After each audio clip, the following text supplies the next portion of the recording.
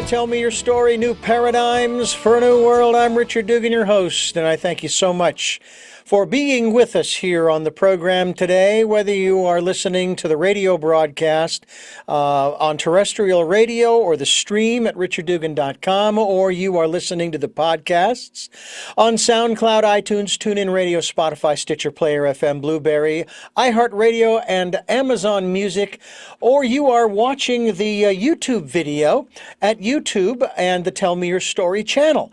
I am so happy that you have decided to join us for this program. As I say with most every single program, this is going to be an interesting one. It's something that I've thought about, I've often wondered about, and I will pose some very interesting, I hope very interesting questions to our guest, who is joining us all the way from Australia.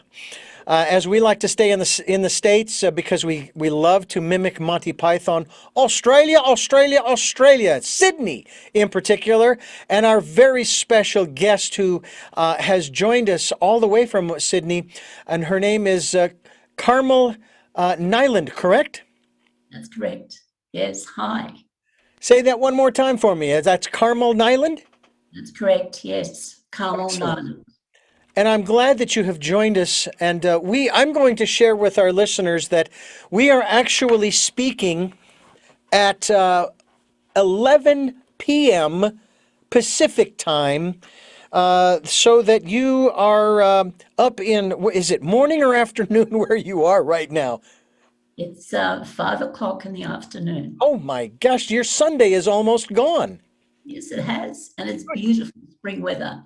Okay, so I know that I will have great weather here when I get to Sunday. Is that right? I hope so. I mean, you guys get the previews, and we got to check with you. I still remember in Y2K, a woman came racing into the gas station. I usually would get gas on Friday afternoons. It just so happened that January 1st was Friday afternoon, or December 31st, I should say. And she was freaking out saying, oh, I got to get some gas before the place blows up or this or that or that. I said, you need to calm down. I'm working for a radio station, and we have been monitoring as the time has changed across the international date line. It's okay. Nothing's happening. Calm down. So she calmed down. Like I said, we come to you for the preview of the coming day, and it looks good. We're also coming to you for a preview of what we can look forward to when it comes to not just our physical, mental, and emotional well-being, but even our spiritual well-being. Now, I have thought about this for years, Carmel.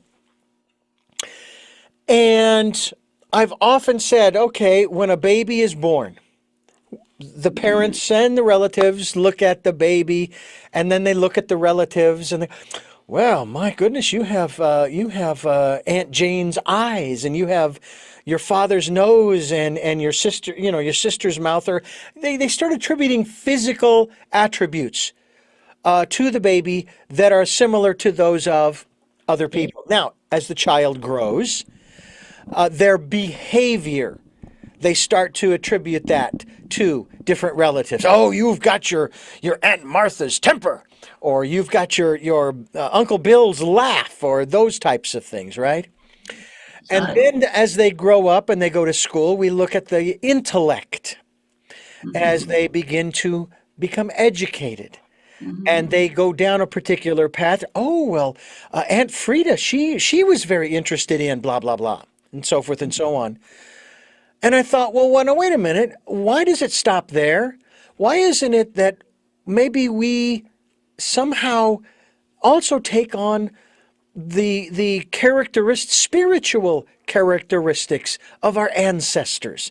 And that is why you, my dear, have written what I consider to be a very interesting book having to do with our spiritual DNA. And by the way, the website, ladies and gentlemen, is ourspiritualdna.com.au. And I will let you know right now, Carmel, that we will be linked to your website. So let's start usually at the beginning. When did you become aware or become interested in this aspect of nuclear acid on a spiritual level. Hopefully, I've pronounced that correctly.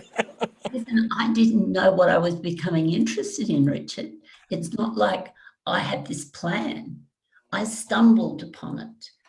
I was using a channel, and I was asking a channel about a being I had met in the ether, whose name was Saint Germain.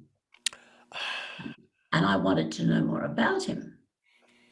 And the channel told me that Saint Germain had a female aspect as well. He not only incarnated as females, but he had a female aspect, and that was Mary. And they often link together, as in Saint Joseph and Mary, whom I call Our Lady, right? And I thought this was very interesting. And I thought, well, if that covers two of them, what about everybody else that's in the world? How do they figure? And eventually he went through 12 masters who have a masculine and a feminine end aspects, and literally everyone in the world is one of those 12. They have the spiritual DNA of one of those 12. And from that, we get the remarkable difference between people. We get their physical DNA, and then we get their spiritual DNA overlaying it. Mhm. So the bloke, that's an Australian word for a man, I met first, was a tremendous show-off. He was a dancer. He was he was a wit. He was a drama queen, if ever you met one. And I thought, this is good. This is good. And I asked him about the lives he had. And they were very interesting. He was a dancer. He was Nureyev. He was a drama queen in the sense that he was the man who wrote Shakespeare. He was a great president. For example, your two last presidents, but one, have been aspects of Saint Germain. So the current one, Joseph, is an aspect of Saint Germain, and Barack Obama was too. Tall, thin, witty, and hopefully great leaders. So why don't I pause there and find out what kind of line you'd like to follow? Well, first of all, I'm very interested in the 12 aspects, but it sounds to me like the majority of the information that you have regarding spiritual DNA is information that you've researched, you've followed up on a lot of different areas, but it sounds to me like much of this information you received through the ethers, correct? Channeled. Yes. Yeah. And so was it primarily through Saint Germain that you gleaned this information, or were there other, shall we call them entities, that came through and shared this information with you? You name them, I met them. George Washington, for example, is an aspect of an energy line called Hilarion. Robert Louis Stevenson, who's an aspect of El Mariah. I worked particularly with US presidents. So I started with George Washington. Then I went on to John Adams, who was an aspect of Kutumi. And then I went through literally all of the founding fathers. One of the most interesting ones was an aspect of Serapis Bey. He was the great Thomas Jefferson, and he loves the name Thomas. And one of the clues came to me that if you work in English and you find out someone's first name, you've got a pretty good idea as to what energy they're going to represent. So Thomas Jefferson, Serapis Bay, and he got his name because the 12 energies were also 12 apostles. They were 12 knights of the Round Table.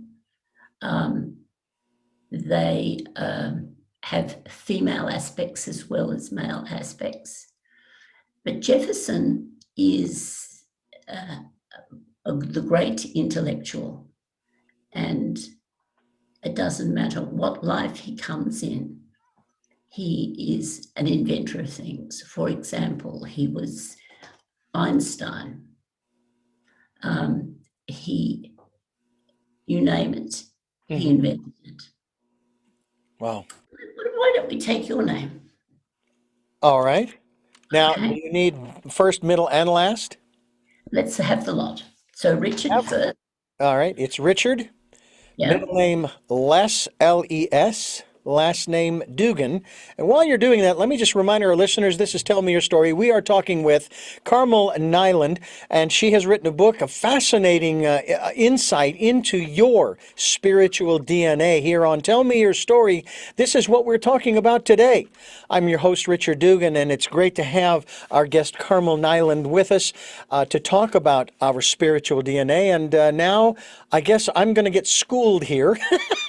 In a matter of speaking, in a good way, in regards to my spiritual DNA. And I'm curious because I will tell you, well, no, you know what? I'll tell you this later.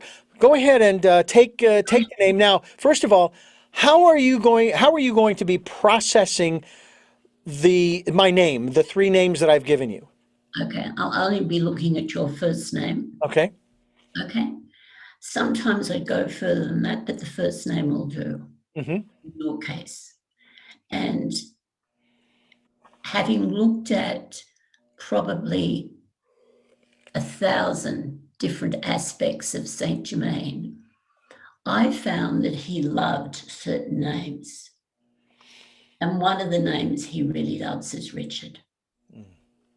So I would have a very good bet in saying that you're an aspect of Saint Germain. But there's further than that. Saint Germain loves going into things in communication. He loves going into things where he can, with his great wit and charm, convince other people of particular lines.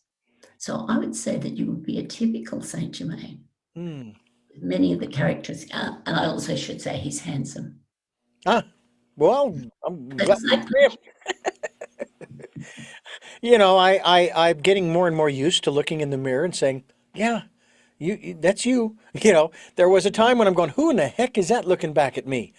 And it seems to me that that would indicate more that I hadn't sort of come into my own and recognized that that appearance is just fine. It's working for you. I don't know. Maybe it was because of the beard. I always wanted, when I started growing the beard, I thought I want to grow it so I have that professorial look. Some kind of a scholar. 2009, I became a reverend. And it was rather interesting. And then I was given, not long after that, I was given the nickname Dr. D. So I took that on because I considered myself an audio physician because I do archival work. So, lots of different things. And there was a period of time, Carmel, back in the late 1990s into the 2000s, when I used to be known by a Hindu name of Raja, R-A-J-A, which is Prince. There was a story in the Paramahansa Yogananda book, autobiography of a yogi. It was the Tiger Swami story, and the Tiger Swami fought a very ferocious tiger by the name of Raja Begum, which is princess. And it just appealed to me for that at that particular point in life. So Okay, very, very interesting. let's just take this a bit further, Richard, because Sure. the first chapter of people that I look at from Saint Germain actually comes from India. and that would be Krishna. And Krishna was very interesting because Krishna wasn't one energy, he was a combination of two. So he joined with another being called Hilarion. And why? Because they needed not only Saint Germain's razzmatazz and his ability to sing and dance, which is a charisma aspect, but they also needed the wisdom that came through Hilarion, who was a brilliant conqueror. So for example, he was the first president of the United States, George Washington, but he was also Alexander the Great. So these two combined to make Krishna, and they were assisted by a fellow called Arjuna, who wrote down everything Krishna said. And he also was a dual aspect, one of whom was a female. The aspect that I come from, which is from Mary, is called a high priestess, and she's very good at writing. And it doesn't matter whether you want someone to write a Bible or someone to write a gospel. So she was the line that wrote Luke, St. Luke. I find this interesting, and I'm curious as to how this plays into the aspect, if you will, of reincarnation. Is there a connection? Definitely. Share Because that with us. Richard, it doesn't matter which life you take on. Predominantly, being a Saint Germain, you will take on male lives, but you have the same spiritual DNA. You only change your physical DNA. That's all.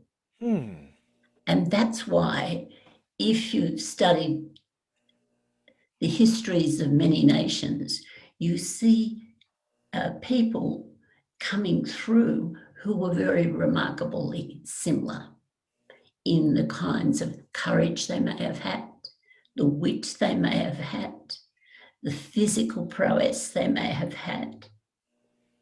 And you look at them and you say, look, he's really, the way he goes on, he really is like George Washington.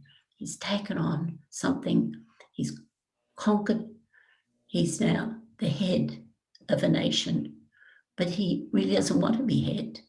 He's just interested in offering his almost spiritual aura to the country to take it in a particular stable direction. Yeah. Well, I have to say that I have first of all never been asked to run for any office or any position. And if I were, I would never take it. I would never take that on simply because I wouldn't want that. I don't want that level of responsibility. I would rather serve in the background. I would rather serve humanity in the way that I'm doing this. I would much rather do this than, be over here or over there and then be beholden to this group or that group or the other. It's like, no, no, no, no, no. You don't understand. This is not about one party over another, one group over another. We're all here together.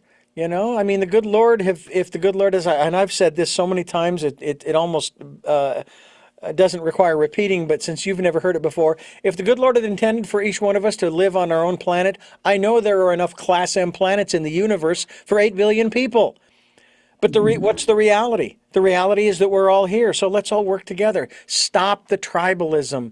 It's great I love my Irish heritage. I'm beginning to love my Native American heritage, my Italian heritage, my Hispanic heritage. I'm starting to embrace them more. I don't know if it's because I'm getting older. I had my DNA checked, my physical DNA.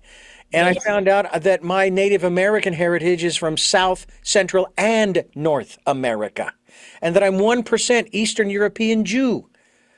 I used to say as a kid when I was in school, I'd tell people, oh, I'm Heinz 57. And then when my DNA was done, I found out that was pretty accurate because I'm from 5 of the 7 continents. Australia and Antarctica are not two that I'm from.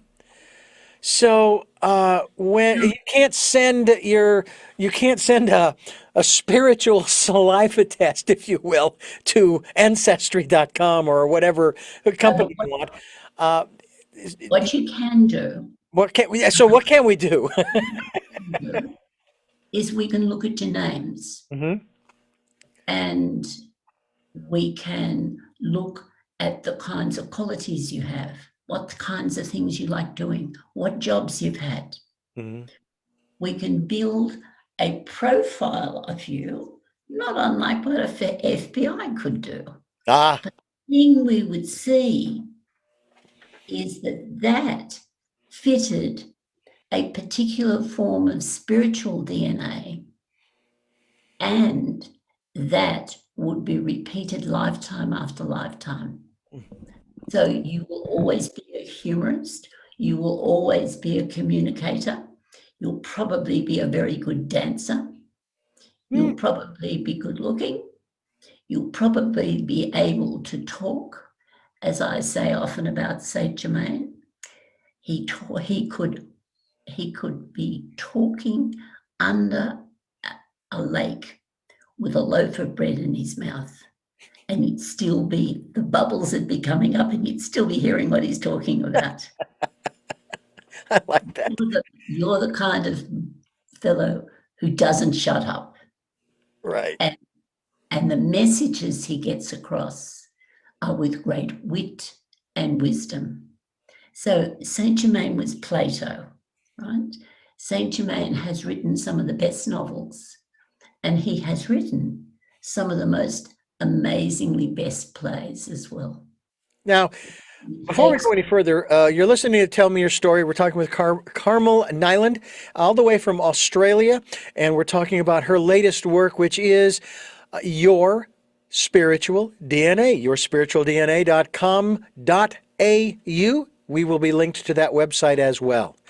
I'm Richard Dugan, your host. This is Tell Me Your Story, and I want to ask you, Carmel Niland, our guest here on the program, in regards to Saint Germain, because he seems to be a main focus on this program in any event. mm, Are you talking about how the essence of Saint Germain has become these different people, taken on these different bodies, i.e., reincarnated into those bodies? Or is it that, like Shakespeare or some of the other people you've mentioned who take on the aspects of Saint Germain, it's just in the DNA. It's passed on from generation to generation. no, it works like this. Okay. At the time when the parents are contemplating having a child, or not contemplating having a child, it's a surprise. Hmm. Um, a kind of a conference is held, and that conference has a person who's going to be the guide of the child and the qualities and the stamina that the child is going to have. And a selection is made as to who will inhabit the physical DNA that's coming in. Sometimes it goes horribly wrong. Hmm. Sometimes it's a bad match. And occasionally, this happens very occasionally, that a person will go into hospital with a major illness and come out with what seems like a personality changed because there's been a switch. But very rarely does that happen. Now, now are you talking about walk-ins? Yes, Okay. yes. Which, and I remember a conversation I had with a guest that, oh no, that does not happen because you can't just give up and leave the body.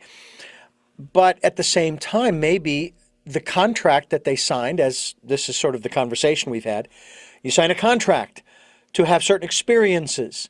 Well, maybe that person completed the contract, And that's right. renegotiated the contract, or what have you, and said, I want out. Yes, I think it happens fairly rarely because I think the planning is too good for that. Okay. But you say Mm. it happens on occasion. Happen on occasions, yes. Okay. And it happened, when I was talking to you about Krishna, for example, that Krishna, it's all very well to play a pipe and dance a lot and be absolutely gorgeous and have everybody falling in love with you. Hmm. But honestly, you could conquer a place as well. So it might make sense to bring in Hilarion, who's a fantastic military person. And we're talking mainly about men here. Exactly the same thing happens in female energies as well. And they're all fit for purpose. Have you ever looked at the founding fathers and the founding mothers of your nation and seen how clearly they were fit for the purpose they had to do? A Hmm. great variety of people. Um, and their spouses were just as interesting. Yeah. I heard something very interesting just the other day that I had already figured. I kind of agreed with it when they were stating this, but they were talking about Judas Iscariot and Yes. how. Do you know this is the way the conversation went? The two people were talking. Did you know that if Judas Iscariot had not turned Jesus over to the authorities, he never would have been crucified? And the Christians would not have salvation as we know it today? Mm-hmm. So he had a role, he had to play that role. He had to betray Jesus. And I thought, well, gee, wait a minute. Now, so what you're saying is that there's a certain level of predestination here, or Judas was set up to quote Well, unquote fail, or maybe putting it in a less judgmental perspective, he carried out the role that he came here to fulfill. I've written a book on it. I've written a book on Judas, and Talk to us about Judas. it's called Loving Judah or Judas, and it's dictated by Jesus, who was his best friend. And what they did, these two, is they were both absolutely fed up. Um, Judas was a man of exceptional intelligence. Jesus is everything that you already know about him. Mhm. And the apostles were driving them mad. Jesus actually wanted to settle down and have a family because he'd met the love of his life, Mary the Magdalene. Judas was his best mate, and he just wanted to help him. So they concocted together a kind of plan where Judas would give Jesus away, and Jesus would probably be put in jail for 48 hours by the Romans, and that'd be the end of it. Then Judas would get him out. But the plan got absolutely stuffed up, and the next thing you know, I'm making this superficial, but the next thing you know, he was on the cross, and Judah, who had been begging mercy for him of any of the contacts he had, was not successful. And because he had technically agreed to betray him, he suffered then for 2,000 years this terrible stigma Hmm. of going from best friend to the betrayer of the best friend. Yeah. In past life, Judas was none other than Julius Caesar. This is a very intelligent, one of the great conquerors of the world, and great wit as well. And I have to add, an aspect of Saint Germain. Ah. So there you go. Carmel Niland is my guest, and we are talking about not only your spiritual DNA, we're also talking about a lot of other wonderful aspects of this study and research. And I'm excited that she's on our program today. This is Tell Me Your Story, New Paradigms for a New World, and we are giving you choices and knowledge of those choices to help make your dreams come true. We are here on Sundays at 7 a.m. and 7 p.m., Monday mornings at 1 a.m., and 9 a.m. on Wednesdays for a special edition of Tell Me Your Story, where you can basically listen live at those times at richarddugan.com. We have a link that takes you to this live stream at those times. We're on podcasts on SoundCloud, iTunes, TuneIn Radio, Spotify, Stitcher, Player FM, Blueberry. We're on Amazon Music. We're on iHeartRadio. And you can watch these videos on YouTube. The Tell Me Your Story channel, Richard Dugan, is who you're looking for. There is another channel called Tell Me Your Story, but that's not me. So look for the guy with the hat and the beard, okay? Unless this other person decides to grow a beard and wear a hat, I don't think he will. But nonetheless, I hope that you will subscribe. And I have to tell you, folks, we have finally hit a major milestone in our podcast listening. Been podcasting and posting on SoundCloud since January 1, 2018. We just hit 50,000 listens. 50,000. Now, that's since then, it's a lot of listens. So thank you for listening and sharing Tell Me Your Story with others. And we're hoping that our video casts will be as successful. We're talking with Carmel Niland, all the way from Australia. We're talking, of course, about her work on DNA, specifically your spiritual DNA. I need to ask you in reference to this aspect that we've just been talking about in regards to Judas, but I want to carry this another step further.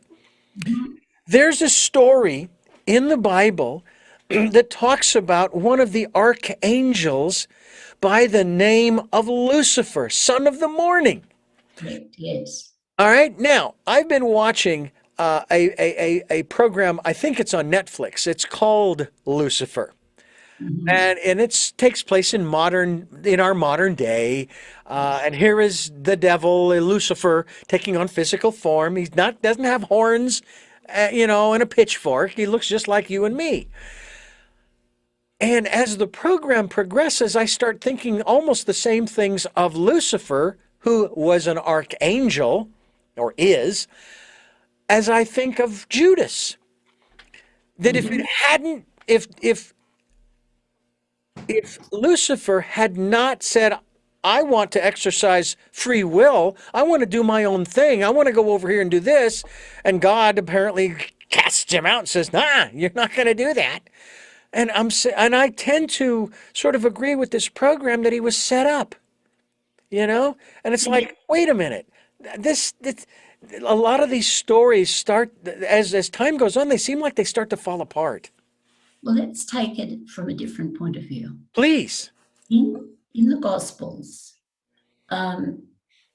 Lucifer spent 40 days and 40 nights with Yeshua ben Joseph, whom we know as Jesus Christ. And Jesus didn't get a lot to eat or drink during this time and he confronted the negative aspects of himself as he debated with him. And this was extremely tempestuous experience for him. But in the end of the 40 days and the 40 nights, Lucifer bowed to Jesus and said, thank you. And Jesus said, I love you. And then he was pretty much prepared to go out and select his own apostles and start his own training. Now, why would God the Father have given, and God the Mother, given Jesus that particular experience? Why would they have battled for 40 days and 40 nights? So I believe that Lucifer had a lot to teach him. Well, one of the other aspects of it too is that we we tend to, as human beings, anthropomorphize these spiritual aspects that we're taught. Most people, you see the pictures, especially of God the Father. We don't know what God the Father looks like, but there have been pictures of this man with a white beard, and maybe a staff that he carries around, and people think that it's a literal person. Uh, and and I find that that's really really very interesting. Well, I think we're challenging it now, but let's Yeah. go back to Michelangelo. Yes, please. Michelangelo was a very interesting being. He's the only being in our memory, for example, something like 5,000 years, who was a human and an angel at the same time. So Michael, the archangel, and El Mariah, who is the key energy, the same energy as Peter, combined to create this person. And why? Because it was such a mammoth job that they needed the help of an angel to actually paint the Sistine Chapel. It's a phenomenal, it's a phenomenal experience if you've ever seen it. Mm. So I think archangels are used in a variety of ways. We've talked about two aspects of them. And when Michelangelo captured his idea of who God was, he captured him as a male. It doesn't mean that God's a male. Hmm. It's a he, she. It's Yeah. both energies combined. Mm. It's very interesting to have conversations about these things, and I will say at this particular juncture, as I do quite often, that I am not saying I'm right. I am just saying that these are my musings, just as the author Kazantzakis, who wrote The Last Temptation of Christ, for which the movie was made, if Mhm. anybody was ever to pick up a copy of his book, which none of the Christians that I was associated with in the 80s and early 90s would ever want to do, because I'm not going to pick up that blasphemous book. If you had read the premise, Kazantzakis, I paraphrase, basically said, these are just my musings. I am just, what if Jesus didn't die on the cross? And I know that's Italian and he was Russian, but anyway, but just like that's it. We're just asking questions. We're just considering possibilities. I'm not saying any of this is true or false. I'm just saying my brain, the answers I was given to the questions that I would ask of Christians when I was working for a Christian station back in the 80s and 90s, the answers didn't make any sense to me. That they made no logical sense. And I kept thinking about that Old Testament passage that says, let us sit and reason together. Well, how do you do that? You use your brain, that which God gave you, to reason. I find that I just find it fascinating that people are not willing to do that, especially today. They will be given some information, and for some reason, they just automatically believe that it's true. Oh, I never have. It's not to Well, say that I'm a cynic, but I'm but the curious. Can I just put it this way? If you've got to communicate with a 3-year-old, you talk 3-year-old language. Hmm. If you're going to communicate with a group of people wandering in deserts Mm. who all have different opinions of it, who are highly uneducated, what kind of stories do you tell them? You tell them stories of awe and wonder. Yeah. Create beings who are bigger and bigger than life. Now, that's not to say that Moses wasn't a bigger than life creature. He was an aspect of Hilarion, by the way, the founding energy of your nation. But he was strong, but the communicator was Saint Germain. He was his brother. Yeah. And together you get a better picture of things. Now, if the same thing had happened tomorrow, what kind of people would be creating the stories? The people who would be creating the stories, and I don't mean this from an arrogant sense, but they'd be people like you and me, Yeah. educated, articulate, experienced in the world, on a radio program. Yeah. You know, one of the most fascinating interviews I've ever had, and I've had a number of them, have been with rabbis. And one of Yes. the rabbis that I conversed with told me, especially what, and you used the phrase that he used to describe, quote unquote, the devil or Satan. He says that if you really read into the Old Testament and the Torah, there is no literal physical Satan or devil. He said that in the Jewish tradition, that is the lowest base nature of man. Just as you spoke of with Jesus dealing with his lower base nature with Lucifer questioning him and challenging him and all of this. Mhm. And that makes more sense to me than this other creature on the outside, because what happens, and this is what I found to happen over and over again, was that if good things happened to Christians, oh, praise God, did all of this.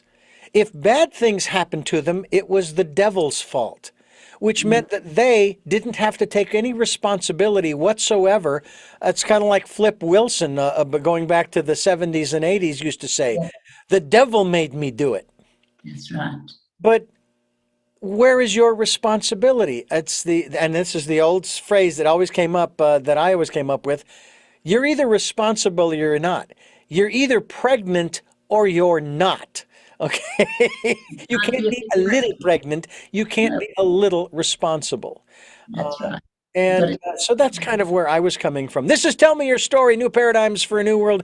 I am here with Carmel Niland, all the way from Sydney, Australia, and we are talking about her work and her book, Your Spiritual DNA, and yourspiritualdna.com.au is the website. We will be linked to that website so that you, the listeners and the viewers, can find out more about the work that she is doing, and I hope that you will do that. As we continue here on Tell Me Your Story, I'm Richard Dugan, your host, and we are talking about.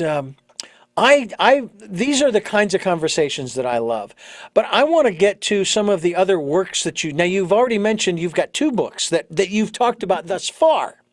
One is, of course, Your Spiritual DNA. The other, of course, you wrote about Judas. Okay. Yes, What but are that's some not of the published. other studies and or research that you have done that may be in book form these days that people can find out about through your website that you want people to know about that have been of interest and have intrigued you? Well, I was intrigued um, with who everybody was and how they were connected. And and like you, I've got an Irish Catholic name, Carmel Niland, and prior to that, so I was brought up literally in a convent, and Oh, I wow. and I needed to know all of the answers to the questions I had. And I found the nuns rather limited in some of the ways that they express that. So as I went on my journey, I kept seeking a person who could be that pure and that um, educated and that humble that they could channel Jesus himself. Because I want to talk to the boss. Mm-hmm. Yeah. Yeah, why not? Why not? So I wanted to talk to him, but he wanted to talk to me because one of the jobs I've had lifetime after lifetime after lifetime is writing the stories of the great ones. For example, uh, the Luke writing one of the Gospels. So I had a chance to do that, and he said, well, I'm here to serve you, but I want you to do something for me. As one of our official biographers, I want you to rewrite the book of Joseph. Now, because this is not Saint Joseph, this is Joseph of the multicolored coat. He said, I didn't wear a coat. He said, I wore a cloak. That coat hadn't been invented yet. And that's literally how it began. He wanted to tell me his story, and he wanted to particularly tell me the story about his relationship with the Pharaoh. And that'll knock your socks off, because he was a slave. The Pharaoh was the richest and the most beautiful person around. And the Pharaoh fell in love with Joseph. So because a homosexual relationship couldn't be described in the Bible because the people wouldn't accept it, that bit was eliminated. And this bit he wants to, and why does he want this bit out? He wants it out so that the technical details as to how to find his grave will provide the truth of what he has said. You know, there are a couple of books that I have in my possession. One of them I purchased some years ago. I lost the original copy of it, and it was in that real thin onion paper, like a lot of Bibles are made of. And the book was written by a gentleman, a Catholic priest, who channeled this information. His name was Johannes Graeber, Communication with the Spirit World of God. And the channel was really hard on the Catholic Church. He had a real hard time with that. I remember giving the book to my mother, and at the time she was still very much a Catholic, practicing Catholic, and did not care much for the book at the time. I also had another book that was sent to me, a little oversized book, and the author also channeled Paul the Apostle, Yes. and basically, the book that he channeled, that was channeled through him, was an explanation of the epistles that he had originally written, or that were attributed to him. Now, I personally say that if the people of that day had gotten it with the Gospels and the Book of Acts, they wouldn't need any more letters. They wouldn't need any more explanation, because that's all the letters are. They're explanations, because people are complaining. Well, these people over here doing this, and these people over here doing this, and I don't understand. You said the and so he had that book. And it was so fascinating to talk with these people, to talk with this gentleman who had channeled Paul of Arimathea, Paul the Apostle, and of course his whole business of his experience on the road to Damascus and so forth. And again, it's like you were just. Paul is a reincarnation of Moses. Oh, really? So he has a long history of dealing with God. And he, as Paul, was there to translate Jesus's commentary, which was in a different language and of a different culture, and make it available to the Gentile culture. And I have to say that he's an aspect of Hilarion, and I think it's one of the tougher aspects of Hilarion that ever lived, because he was so much disliking of women. He was so sexist. He turned me off completely. Oh. And one day I was fortunate enough to talk to him in the channeling. And I said, well, I didn't think much of you. I thought you were a sexist pig. And he was very confronted. He said, is that why you came to work for me, is it? He said, I was a man of my time, Mm, and other people can perhaps translate the things that I said. My heart was in the right place, yeah. but my culture was such, and what was needed was a different way of taking the world into the modern world, which happened, around the year zero, the time before that being BC, and the time after it being AD. Mm, And he was to help the leap through to the AD. And he was tough, and he ended up crucified too. mm, He didn't have an easy life. yeah. Carmel Niland is my guest. The latest work that she has that we have been promoting here is Your Spiritual DNA. I'm Richard Dugan. This is Tell Me Your Story. We provide you with, we provide you with choices and knowledge of those choices to help make your dreams come true.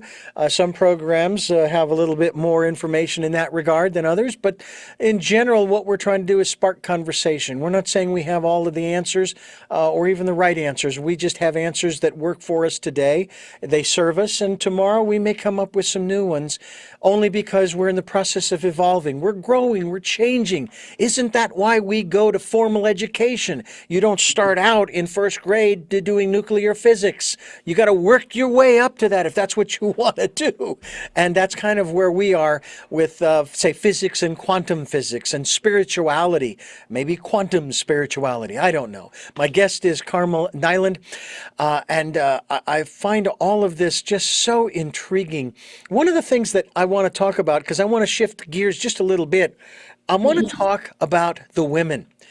yes. Mary Magdalene, this fascinating woman who has been written about, and one of my guests on this program has written a book specifically geared from her, if you will. I Remember Union is the title of the book that she wrote, and one of the things that I've often been curious about, and maybe you can shed a little more light on this, the first pope, if there hadn't been the patriarchy in those days, should have been Mary Magdalene, because Yes. she was the first person to recognize who Jesus was following his resurrection. And Yes. I say this humorously. She wanted to reach out and touch his cloak. He said, no, no, no, no, no. And I say, the reason he said that is because the paint wasn't dry yet. But be that as it may, when the men came along, basically, hey, buddy, can you tell us where the nearest saloon is? We need to drown our sorrows. Our buddy just died. They didn't know who he was. Not a clue. And yet one of them got to lead what became the Universal Church. And yet women over the centuries have played a significant roles Mhm. in the spiritual growth of humanity. I'm going to do it in that broad sense, the spiritual growth of humanity. Well, let me say a few things about Mary Magdalene. Mary Magdalene and Yeshua ben Joseph had a passionate relationship. He regarded her as his equal. So think about that. Hmm. Uh, they had 3 children together. He left her twice to go back to Tibet. He walked. He didn't fly. He walked twice. Came back. They had their kids. Now, her purpose was to speak directly to women through her living in France and leave her position on the world. She was a highly enlightened woman. Let me give you some aspects of Mary Magdalene who you've been around. You've recently had a woman on the High Court called Ruth Bader. Hmm. Yes, Ruth Yes, Bader Ruth Bader Ginsburg Ginsburg. Yes. recently died. Yes. Little woman. Now that is a direct. She was Mary the Magdalene. Now, let's look at her in another form. She was also Jane Austen, the writer of Pride and Prejudice, right? She has taken lives, at least a couple every century, of women who have been classic fighters for the rights. My favourite Mary Magdalene life was as Golda Meir, the head of Israel. Now, she had balls, and there's no doubt about it. You would say that of almost every Mary Magdalene lives, but other times she comes in as an exquisite beauty, the kind of, knock your socks off kind of beauty. Mm-hmm. And not only is she beautiful, she's intelligent as well. And then other times she comes in almost as one of the ugliest women we've ever seen, Golden Meir, and takes Israel by the throat, gives it a good shake, and puts all the pieces back together again. So when the book that I'm currently writing, which is on Mary Magdalene, comes out, I hope that will give a far more nuanced and accurate picture of this woman whom Jesus himself chose to be his wife. So I think that says it all. And I realize that there are going to be people listening to this interview, this conversation that you and I are having, and they're going to have a real problem with it. And I understand that. I can appreciate that. Okay. So given your Irish background, I presume you were brought up a Catholic like Oh me. yes, Irish Catholic. I was brought up in the Western Rite. I was also exposed to the Eastern Rite of the Catholic Church, the Byzantine Rite, in my first marriage, which was a wonderful experience. And I appreciated the honesty of the priests. One in particular, Father Nanko. He was actually the Monsignor of the Phoenix Church in North Phoenix. At the time, it was North Phoenix. I don't know where North Phoenix is now. In any event, and he came over to our house in the spring. They usually do the house blessing, right? And I asked him a very serious question. I says, why is it, in your opinion, why is it that of all of the crucifixes, none of them show Jesus naked, and yet the history shows that the final indignation, the final shame, if you will, was that they were stripped naked of whatever loincloth they had. And he was very honest about it. He says, well, because we don't want to upset the sensibilities of the people. And what came flying into my mind at that moment was, well, wait a minute. I thought you were supposed to know the truth, and the truth will set you free. Unless, of course, it upsets the sensibilities of the people, But I was grateful for his forthrightness, his honesty in that regard. I wish more people more people within these hierarchical institutions could be that way, but it's hard to do because you start bucking against the system and you could get thrown out of the system and you're now on your own. That's right. Yeah. So I loved a couple of the stories that Yeshua has told me about his crucifixion. The one I liked the best was when he finally comes back to life. He doesn't come back in the kind of way that has been shown in our pictures. It takes a lot longer than 3 days. Right. When he comes back, he's unable to walk because his feet have been nailed to a cross. And I heard his legs were broken. I don't know that that's in the book, in the Bible, but I'd heard something along those lines. Yes. He was a cripple when he came back to life. And his mum's there. And his mum says, that's Mary, the mother, not Mary the Magdalene. Right. Says, well, we've got to get you around here. Someone says she goes into Joseph of Arimathea's place, whose tomb he was using. And she says, she puts him in a wheelbarrow and wheels him out. And I said, well, this is rather different from the kind of glorious resurrection that I've heard about. And he said, listen, I couldn't work.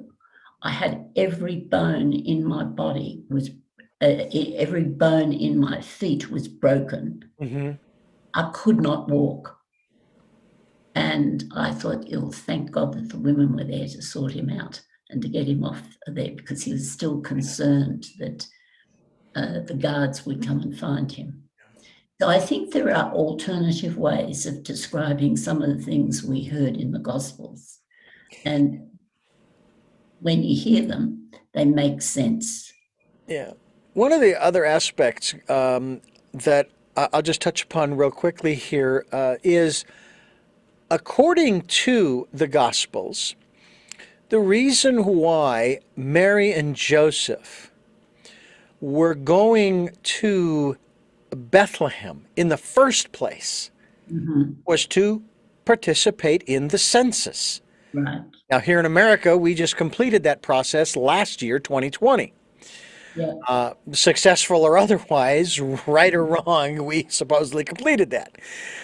But that was the reason that they were going. However, I don't read any place in the Gospels that speaks to the fact that they were in Bethlehem and that they were counted, that their names were written down in the rolls, i.e., that there would be evidence at the time of Jesus' birth that he actually existed. I did some research, and I wanted to know if there was any historical evidence of his existence outside of the scriptures. And supposedly there's only one place where he's mentioned by some other saint, a gentleman who is a saint. And that was about it. Whereas if they had the census papers or parchments, Yes. then Joseph and Mary, and Mary would have been there along with their son, Jesus. And there are other children. Yeah, and I believe wasn't James also a son, a brother? Yes. James was the eldest James was the eldest, and there was altogether about 6 children, and he was about the 4th. Wow, Yeah. that So I did not know. there were a lot. And I know what that's like. I grew up in a family of 6 myself. I grew up in a family of 7. Oh Yes. my goodness. What do you expect of Irish Catholics? Well, exactly right. You know, be fruitful and multiply, and boy, did we. One of the things that caused me the biggest joke he cracked with me, he said, what I don't like about the Gospels, and it's quite a few things he doesn't like about them, he said, my mother was made a virgin. She had 6 kids.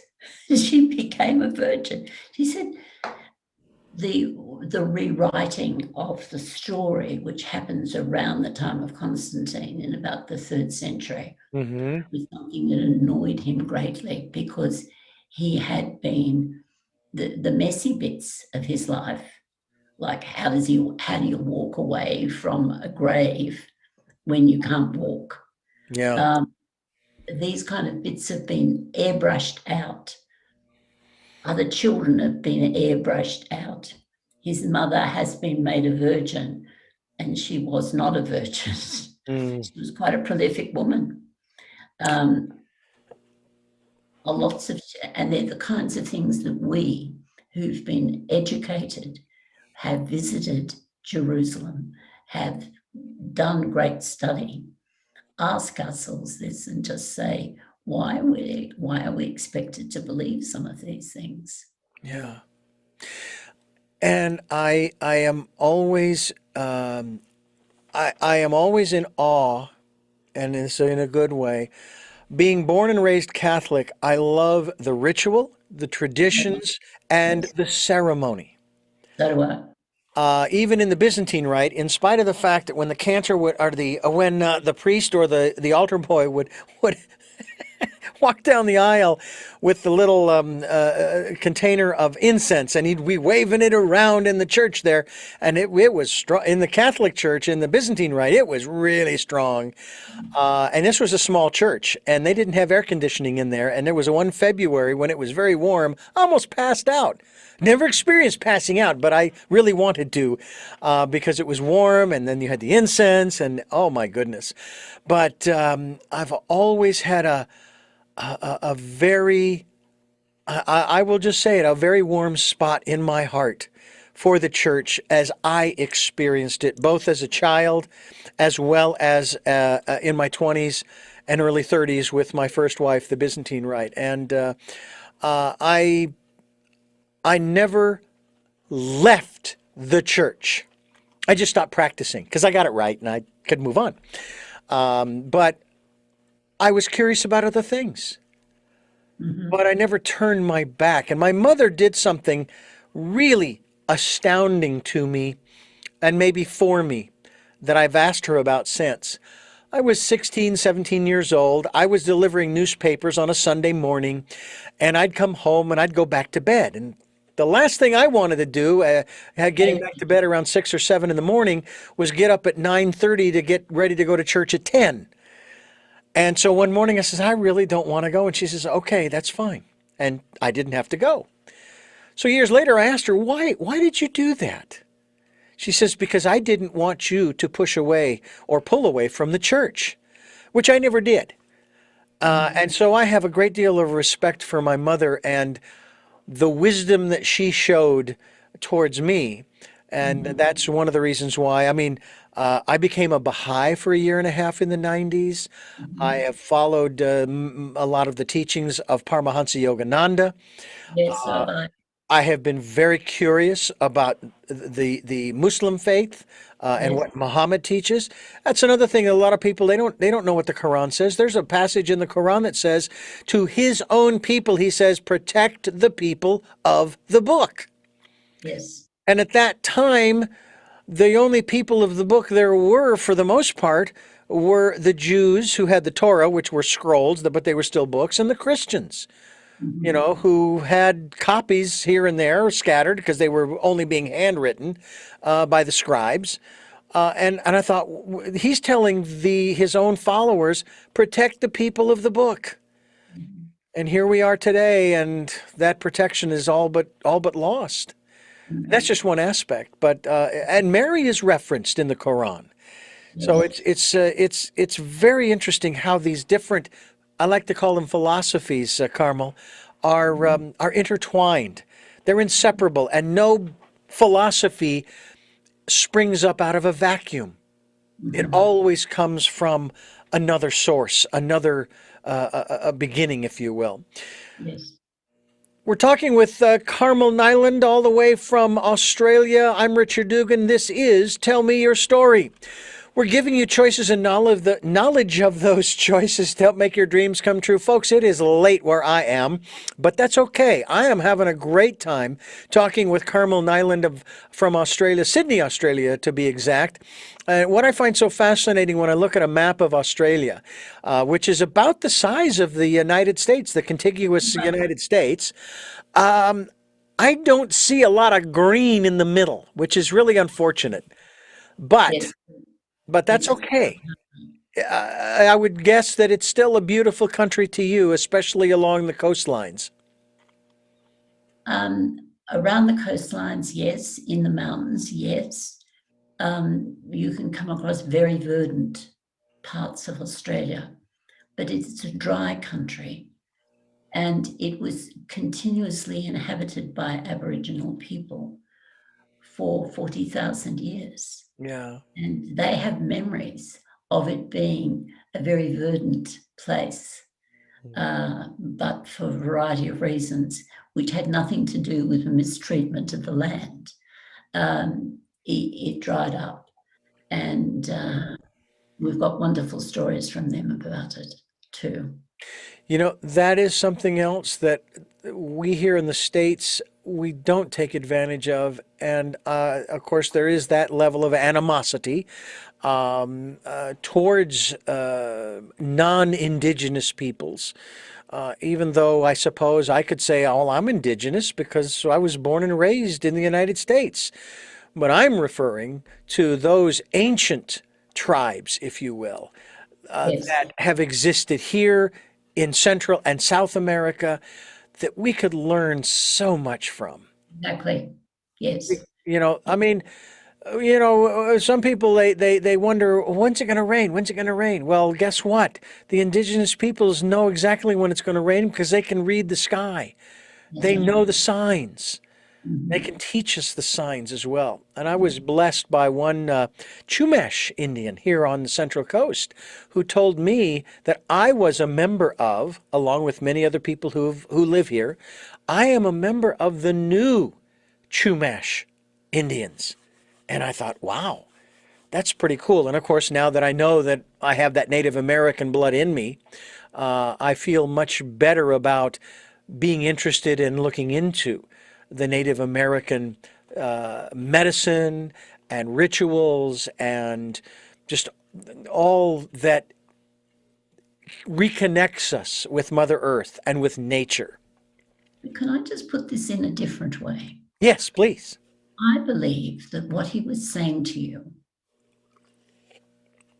was a compliment, but he put it together in a particular way. What he was saying to you is, I am meeting a reincarnation of a Tumas Indian.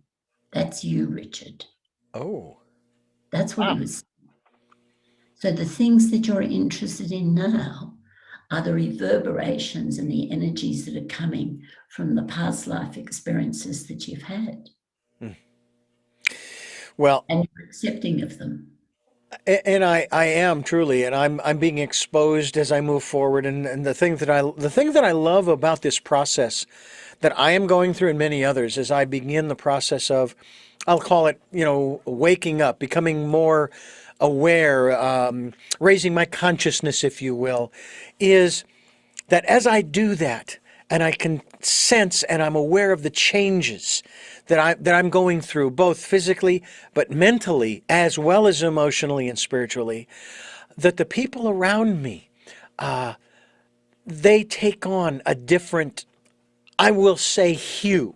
They will take on a different sort of persona. And some of them will drift away, and some of them will come closer. Mhm. And I like that. I like that, the thought of that. But even more so, I like the thought of that process of growth, of evolution within Mhm. myself. Mhm. Mhm. Well, it's been a pleasure talking to you. We got a bit off the topic, but that's good because it was really interesting hearing what you had to say, and we've covered a lot of ground. Mm. I'd love to remain in contact, particularly when future books come out. Absolutely. Please, let's do that. I will be sending you information about our video casts, our podcasts, as well as the radio broadcasts, and you'll be able to tap into those as well. I want to ask you three final questions before I let you go that I ask all of my guests. Yes. And you may have answered them during the program, but I'm going to ask them anyway because I like to ask them directly. But first, I want to remind our listeners and viewers that these programs are heard Sundays at 7 a.m. and 7 p.m. Pacific Time, 1 a.m. Monday morning, and 9 a.m. on Wednesdays. It's a special edition of Tell Me Your Story. We have podcasts on SoundCloud, iTunes, TuneIn Radio, Spotify, Stitcher, Player FM, Blueberry, iHeartRadio, Amazon Music, many other locations that you folks are even reposting our podcasts to, and I thank you for doing that. And I hope you'll subscribe to the podcasts. We're also on YouTube where you can watch these interviews. I hope that you'll do that. And thank you so much for bringing our numbers up to 50,000 listens on SoundCloud and through all of the outlets, the other platforms that are connected. We also hope that if you can and you can support our work financially, we would greatly appreciate it. That's why we have a PayPal account. It's for your security as well as ours. And any amount is gratefully appreciated and accepted. And all you have to do when you go to PayPal and you want to send us a contribution, they'll ask for an email address. Richard@richarddugan.com. Richard@richarddugan.com. That's the email address. And also participate in the Decade of Perfect Vision, the 2020s. We're asking you to spend time going within, being still, and that quiet, calm, peaceful space of your closet, if you will, your inner life, and listen to that still small voice. As I've said before, your still small voice will never put you in harm's way. It will challenge you. I've been challenged and always come out the other side feeling pretty darn good that I listened and followed the promptings. So please take the time to do that. And with that, we now go to the final three questions of our program here on Tell Me Your Story. I feel like I'm doing a game show now. The final three questions are, number one, who is Carmel Niland? Carmel Niland is the eldest of 7 children. Carmel Niland has been brought up an Irish Catholic. Carmel Niland is married to John Niland, who has been active in education, including being vice chancellors. The equivalent in America is president of bodies. I was fortunate enough to come to the United States to be educated at the University of Illinois, so I'm an alumni of that. And I taught school in upstate New York in Ithaca. My son, Adam, my first son, is an American citizen, and we're very pleased with that. He wanted to stay a while, and he thought he could add to this. add to this. I have run government departments. I have written books, and I am now retired and doing the kinds of things I really want to do, which is trying to express a different viewpoint of the world that's come from the education I've had, spiritual education, and my scholarly education as well. What is it that you hope to or want to achieve through the work that you are doing now? What I hope to achieve is that people open their minds to different perspectives. We were created as perfect beings, regardless of our color, regardless of our language, regardless of our gender. We were created as perfect beings.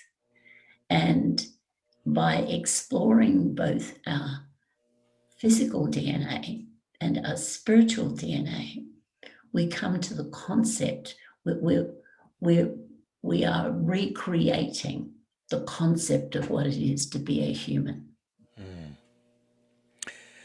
And finally, what is your life's purpose? Okay, now that's a very interesting question. I told you how I was a reincarnation of St. Luke. And my life's purpose is to retell stories that have been previously written and give them new layers to them, give them different perspectives, turn some of them on their head, but kind of reinterpret some of the truths, the ancient truths that we've been taught or that we've explored ourselves. So somebody had to have a job of contributing to some of the great books. And I have been privileged through my many lives to have sat at the feet of great people and been able to tell their story. Well, I thank you for sharing your story and the work that you are doing, especially through your spiritual DNA, the latest work of you, Carmel Niland. And I thank you so much for joining us here on the program. Thank you, Richard. It's been a pleasure talking to you.